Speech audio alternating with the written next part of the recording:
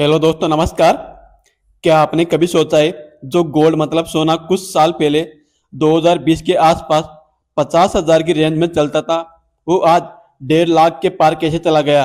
और चांदी, सिल्वर, भाई इसके बारे में तो क्या ही बोले। सिल्वर तो रुकने का नाम ही नहीं ले रही।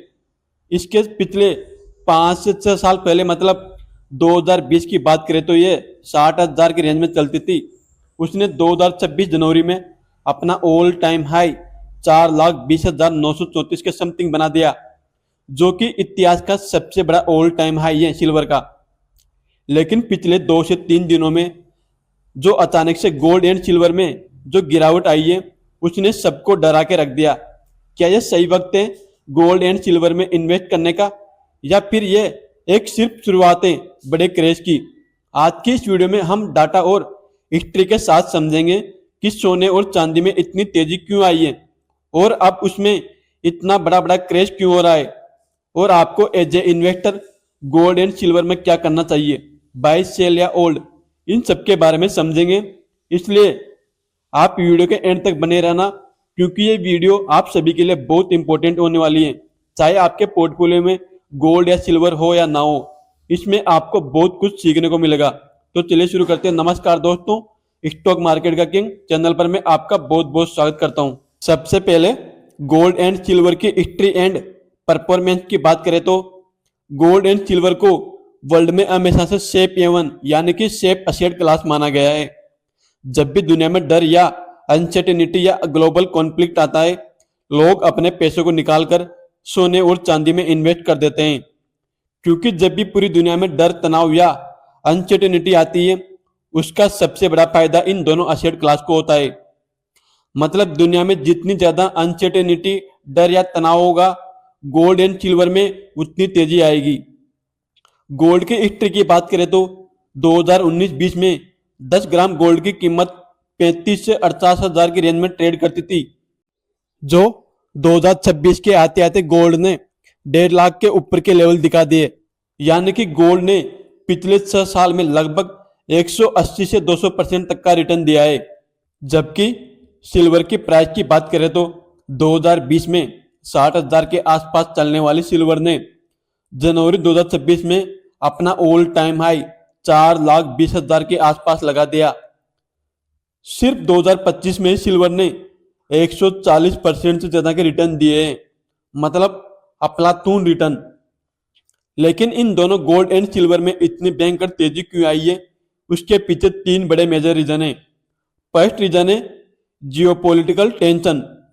रशिया यूक्रेन वॉर और मिडल ईस्ट के तनाव ने दुनिया में डर का माहौल बनाया है। जब भी वार या ग्लोबल टेंशन होती है, करेंसी गिरती है और गोल्ड एंड सिल्वर इंक्रीज होता है, जिसकी वजह से इनमें जोरदार तेजी आई है। सेकेंड रीजन है सेंट्रल बैंक की बाइंग। आरबीआई और चाइना के सेंट्रल बैंक ने रिकॉर्ड तोड़ गोल्ड एंड सिल्वर बाय किया है, ताकि यूएस डॉलर पर अपनी डिपेंडेंस कम कर सके, जिसकी वजह से इनकी कीमतें आसमान छूती हुई देखने को मिली है, क्योंकि इनकी डिमांड ज्यादा थी और सप्लाई कम। इनमें तेजी का तीसरा बड़ा रीजन है सिल्वर की इंडस्ट्रियल डिमांड। चांदी की कीमतें इंक्रीज कराने में इंडस्ट्रियल डिमांड का रोल सबसे ज्यादा है, क्योंकि चांदी सिर्फ ज्वेलरी के लिए नहीं बल्कि future oriented business like solar panel, electric vehicle, AI chips जैसे बिजनेस में इसका बहुत ज्यादा यूज होता है, जिसकी वजह से सिल्वर की डिमांड बहुत ज्यादा देखने को मिली और सप्लाई कम। इसलिए सिल्वर रॉकेट की रफ्तार से दौड़ रहा है पिछले 1 साल से। इन 3 बड़े रीजन की वजह से ही इनमें इतनी तेजी आई है। अब नेक्स्ट बात करते हैं कि इनमें अभी 31 जनवरी 2026 को इतनी भयंकर गिरावट क्यों आई है। 31 जनवरी को चांदी 27% तक टूटी है दोस्तों, जो कि एक दिन में 1 लाख तक टूट चुकी है।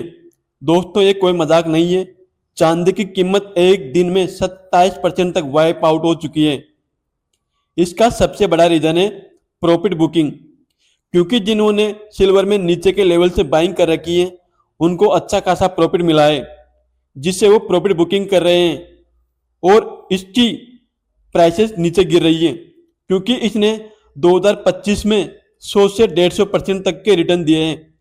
अगर कोई एसेट क्लास इतने शॉर्ट टाइम पीरियड में इतना तेज भागेगा तो फिर आपको उसमें गिरावट भी ऐसे ही देखने को मिलेगी। जबकि गोल्ड भी 31 जनवरी को 12% तक गिरता हुआ देखने को मिला था, जो कि एक दिन में झटके से 20,000 से ज्यादा गिर गया। इसमें भी सेम वही सिनेरियो है कि अगर कोई चीज इतनी तेज भागेगी तो उसमें गिरावट भी कुछ ऐसे देखने को मिलेगी। देन इनकी गिरावट का दूसरा बड़ा रीजन है यूएस डॉलर की मजबूती। अगर यूएस डॉलर मजबूत होता है तो गोल्ड एंड सिल्वर में आपको गिरावट देखने को मिलती है। अब नेक्स्ट बात करते हैं कि इनका फ्यूचर प्रेडिक्शन क्या है, मतलब अब इनमें आगे तेजी आएगी या और ज्यादा गिरावट देखने को मिलेगी। तो दोस्तों गोल्ड को लेकर एक्सपर्ट और एनालिस्ट का मानना है कि अगर ग्लोबल अनसर्टेनिटी बनी रहती है तो गोल्ड 2027-28 तक 1,80,000 से 2,25,000 तक जा सकता है पर 10 ग्राम। पर अभी जिस रफ्तार से गोल्ड बढ़ रहा है ये 2027-28 से पहले इस लेवल को टच कर सकता है, क्योंकि जब भी ग्लोबल में अनसर्टेनिटी आती है इन्वेस्टर अपना पैसा शेयर बाजार से निकाल के गोल्ड में इन्वेस्ट करते हैं, जिससे इनकी डिमांड बढ़ जाती है और प्राइस मैसिव तरीके से इंक्रीज होती है। वही अगर ग्लोबल अनसर्टेनिटी कम होती है तो इनमें आपको फिर जोरदार गिरावट भी देखने को मिल सकती है।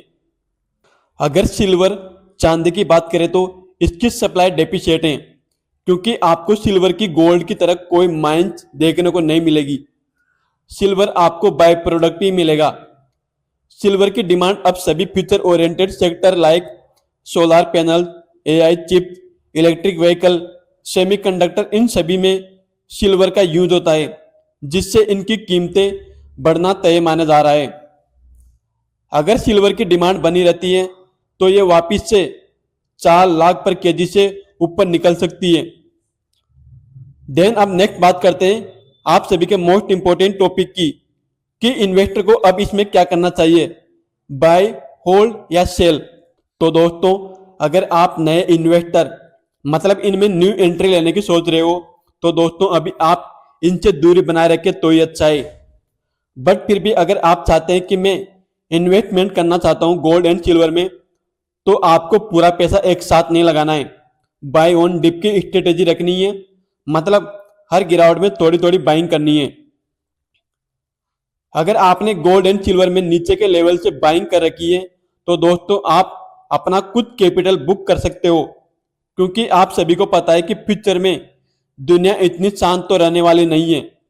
अगर दुनिया में वार या तनाव जैसी चीजें होंगी तो लॉन्ग टर्म में ये दोनों एसेट क्लास ऊपर ही जाएंगे।